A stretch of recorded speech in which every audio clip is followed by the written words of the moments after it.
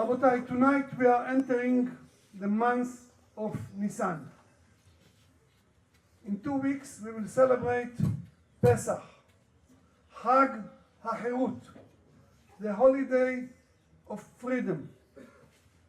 We were slaves and now we became free. Freedom. Am Israel got freedom. Of course, you know that at the night of Pesach, it's not enough to say we are free. We have to show that we are free. When we drink 4 cups, we have to sit on the left side, to lay on the left side, to show, I am Ben Horin, I am free man. When we eat matzah, also, we have to lay on the left side to show freedom. Freedom. We are free.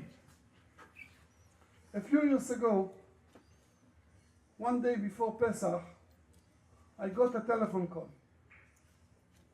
A Jew, he is in prison. He called me, he said, Rabbi, I'm in prison. Be'ezrat Hashem, I will get matzah. I will get everything tonight. But I want to ask you, should I sit to lay on my left side to show freedom? I was very surprised from the question. I told him, why not? He said, why not? I'm not free man. I'm like a slave. 5 times a day I have to wake up, to stand up. They count us like animals, and they treat me very bad. I'm not free man. It's not freedom. I told him it's not a question. For sure, you have to have a seba, to lay on your left side to show freedom. You are free man. Okay, thank you, Rabbi. Goodbye. He closed the phone. Then I thought, really? This man is free man? Of course, what I told him, the halakha, he has to make heseba 100%. But why? He's not a free man. Then, Rabotai, I read a book. One man in Israel wrote a book, big book about the Holocaust. Stories about Jewish people. They were heroes, how they tried to keep mitzvot under Auschwitz, all the places like that, to keep mitzvot there. How they put the tefillin, how they prayed. And I read a story there. Group of Jewish people in Auschwitz. In Auschwitz. They were sitting month of Tevet, 3 months before Pesach. And they thought, matzot. How can we bring matzot to Auschwitz? So they were thinking, they bribed some Germans in Mahshemam. They bribed them, and they made connection, and finally, 2 days before Pesach, they got matzot. And the story, the man that wrote that book described how they were sitting happy and eating matzah the night of Pesach. When I read that story, also I asked myself, that people, if they would ask me, do we have to make heseba to lay on our left side? Freedom? They are not free people. The Nazis, next day, could kill them, burn them, kill them in a minute. They were like slaves. Do they have to make heseba? The answer is yes. Why? I will tell you why, Rabotai. What is freedom? Freedom, in our generation, people think if I can do anything I want, and nobody tells me what to do. I am owner of myself. I am the boss. This is freedom. That's what people think. But it's wrong. This is not freedom. This is not freedom. Real freedom is, before you try to control the others, do you know to control yourself? Do you think you are boss of yourself? Everyone wants to be a boss. Wow, strong man. He's telling, do this, do that. I'm the boss. I am powerful man, he thinks. You are a powerful man about yourself. 2 weeks ago, we read the Megillat Esther. Ahashverosh. Ahashverosh was a king, according to the Gemara. He was a king of all the world. All the world at that time was 127 nations. And he was a king of all the world. The Megillah starts about what? בשנת 3 למלכו עשה משתה, party, drinking party. When he finished that, he did it 180 days party of drinking. He finished, he made another party 7 days. Then he killed his wife. He got married again with Esther. He made big party to drink for Esther. Then he was drinking with Haman. Then Esther invited him for a party of drinking. Then next day again, drinking. This man, Ahashverosh, was miserable man. He used to go everywhere with big bottle of wine, drinking all the time. So he was a king of the world, but he was a slave of the wine. He loved wine. He was a slave, poor man. He told people what to do. Kill Haman, do this, do that. But to himself, he couldn't control himself. He couldn't tell himself what to do. Just drinking all the time. Drinking. So this is a free man. This is a slave, poor man. So, Rabotai, people in Auschwitz, people in prison, if they control themselves, any mitzvah they can do, they do the mitzvah. They are the bosses of themselves. They are free people. This is a real freedom. Rabbeinu Avraham ibn Ezra said about Nazir. Nazir, this is the one that accepted on himself not to drink wine. He doesn't drink wine. This man, the pasuk said, Nezer Elokav al Rosho. What is Nezer? Crown. He has a crown. Rabbeinu Avraham ibn Ezra said, why does he have crown, this man? Because he knows to control himself. He is a king. He is a real king, he said. So, Rabotai, we have to ask ourselves. Now we are going, soon we will celebrate Pesach. We show that we are free. We just show, oh, are we really free people? It means, can we tell ourselves what to do and what not to do? This is not good. I don't want to do that. It's a good question. Everyone has to ask himself.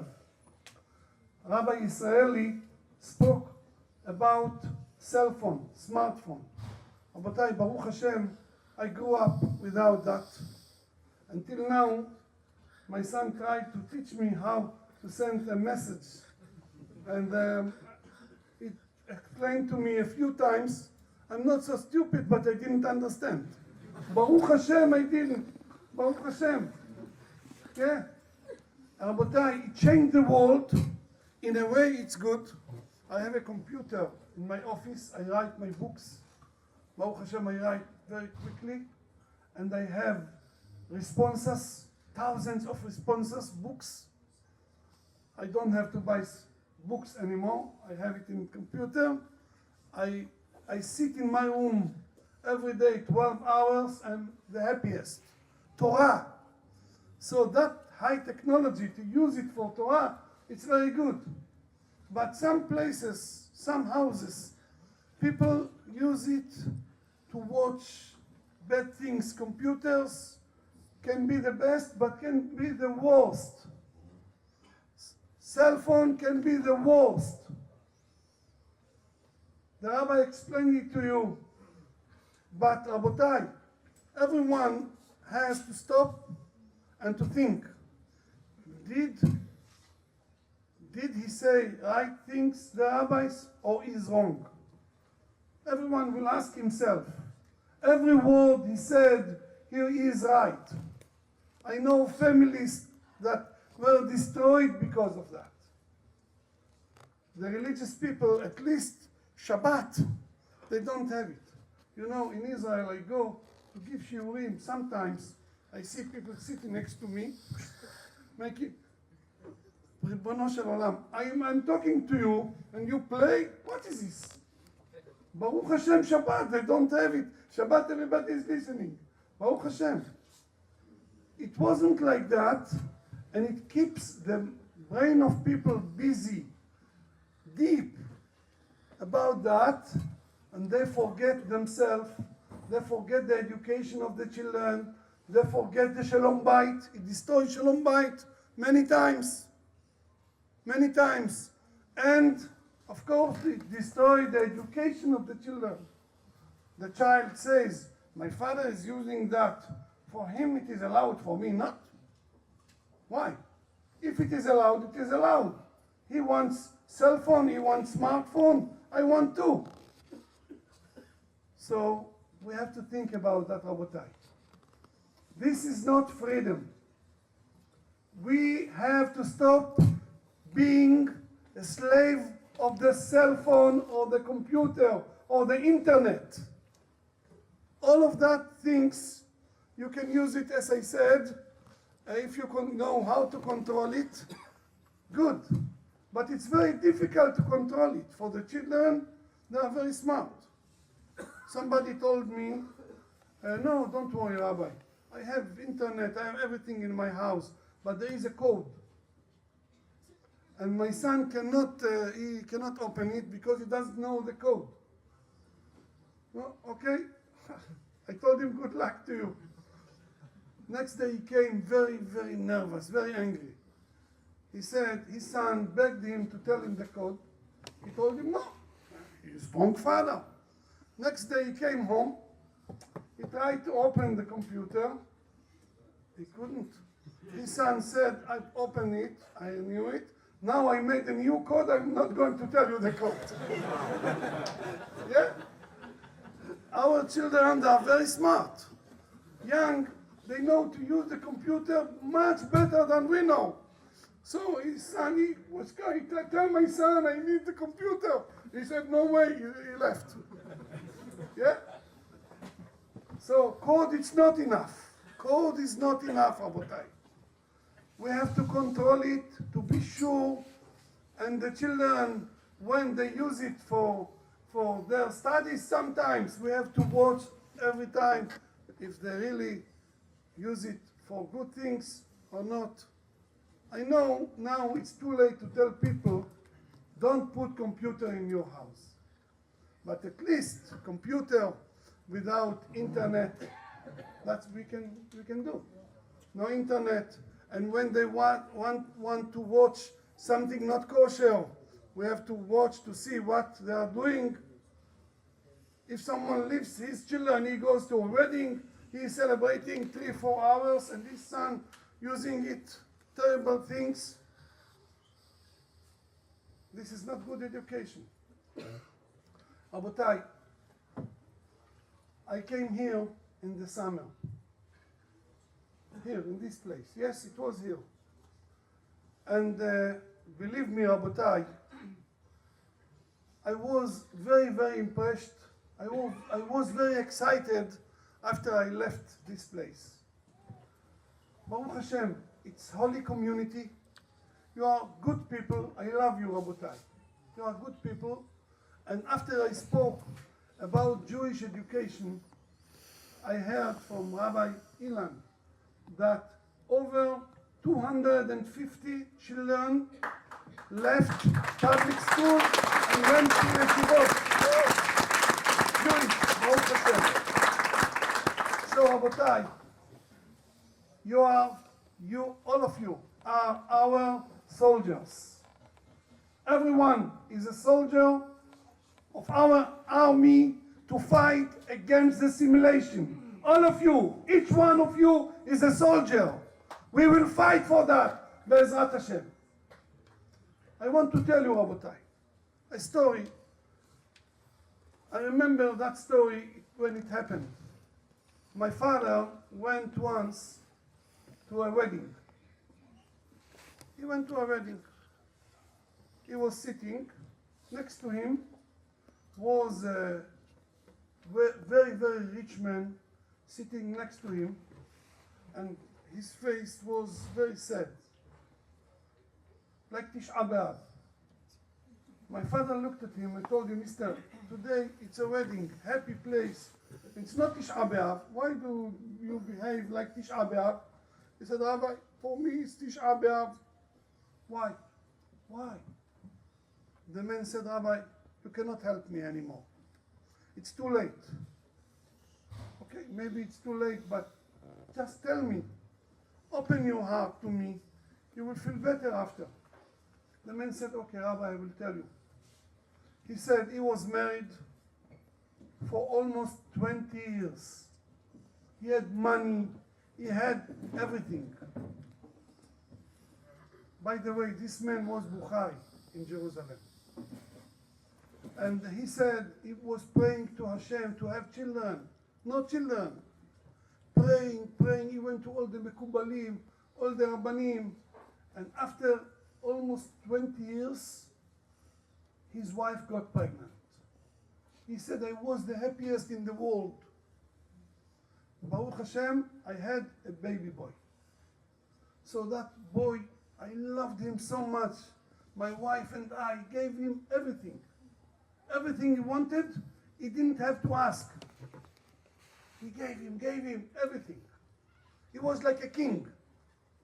When he was 17, he told me, Daddy, I want to be a driver. Can you buy for me a car? He said, of course. I bought to him immediately big BMW. And then he was a good boy. Every night, he never came after 11 o'clock. He knew his parents are waiting for him. He never came late. Last week, he said, the man, it was Motzei Shabbat. He went to a party with his friends. 11, 11:30, 12. My wife and I couldn't sleep. We were worried. What happened to him? He didn't come.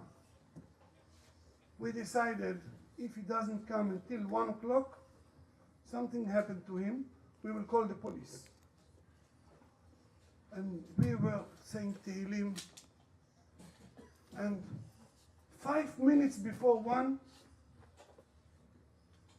ringing on the bell. I ran to the door with my wife. We opened the door. We saw our son coming with 2 friends holding him. And he used to make 1 step ahead and then 3 back. Aseh shalom b'mromah. And we started to scream, our son, what happened to you? What happened? His friends laughed. They said, don't worry, nothing happened. But why like that? It looks very bad. No, we had a party. Your son took drugs. Don't worry, he will sleep. Tomorrow morning he will be better. And the man started to cry. He told my father, Rabbi, look, I gave him everything. I was the best father to him. And he betrayed me like that. My father told him, Mister, I want to ask you, you judge your son that he betrayed you. But tell me please, which school did you send your son? The man said, in Jerusalem, Sokolov. Sokolov, it's Jewish school, Jewish, but behave like Goyim.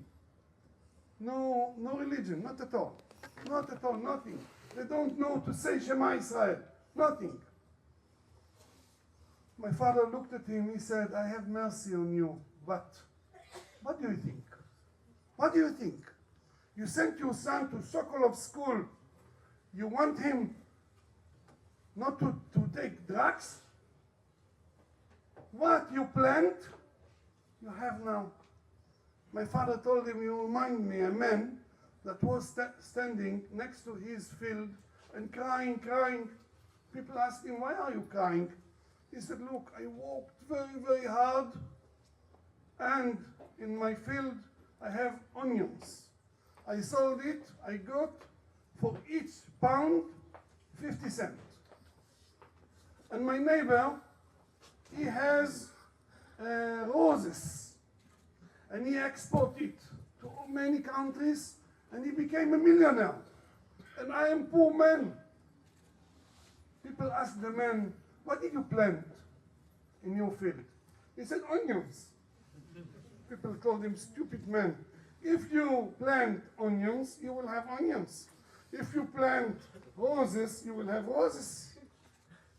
So we have to plant our children. If we send them to Jewish school, Talmud Torah, Yirat Shamayim, we will have roses. We will have Talmidei Chachamim, or business people, but tzaddikim, Torah, Yirat Shamayim, no drugs. But if someone sends his son to public school, one day he will come to him with a goya, a girl not Jewish, and he will tell his father or daughter will come with a goy. Yeah, that's what you taught me. You taught me we are equal. We have to be with the goyim. So why not? Why not? Now? You wake up now? Sometimes it's too early. Too late, I'm sorry. We have to wake up early, not late. So Rabotai, everyone has to be a soldier about that. You know, you live here, Baruch Hashem, and you know people. Everyone has friends, neighbors, relatives, that their children, has v'shalom, they go to public school. And Baruch Hashem, 2 days ago, Rabotai, 2 nights ago, Motzei Shabbat, I was here also. We gathered money for that, to take children from public school to Jewish school. Rabbi Ilan Meirov, Baruch Hashem, he made it. It was very, very successful evening. Baruch Hashem. So if someone agrees to send his son to Jewish school, it's not a question of money anymore. But we have to do that. We have to talk to them. So everyone will get what I say now as a mission, my mission. Everyone at least 10 children. Yes, Rabotai. Everyone 10 children. Thousands of children we can save. It's easy. It's not difficult to convince Jewish men not to send his son to public school, even if he's not religious. If we know how to talk, how to explain, it's not so difficult. It's easy. If we tell them about the problems of the drugs, everybody knows that problems. If we tell them, do you want a wedding, your son with a girl not Jewish, or the opposite, no one will agree that. No one wants it. If they say we don't have money, don't worry about money. So this is our target. First of all, we have to control ourselves, as I said in the beginning, and to take care of our children and to ourselves also about cell phone, computers, like Rabbi Israeli said at the beginning. And also, everyone will go and will save children. Rabotai, I promise you now, anyone who saves one child, give me the name of the one that did it. Yes, Rabbi Ilan. Make a list, big list. I will go to the cemetery, to the grave of my father, and I will read all the names, name by name. And I will ask my father to pray for them. Rabotai, this is the biggest beracha. And now, before I finish, I want to bless you all, Rabotai. As I said, I love you. I know what you did in the summer, and I know that you want to continue. Men and women, all of you. You want to continue to make revolution in the Bukhari communities. Be'ezrat Hashem.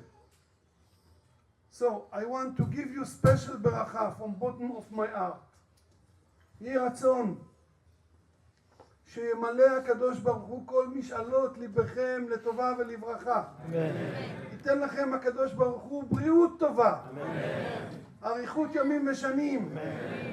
כל אלה שיש להם ילדים, שיזכו לגדל אותם לתורה, לחופה, למצוות ולמעשים טובים, מתוך בריאות טובה ונחת, אמן כן יהי רצון.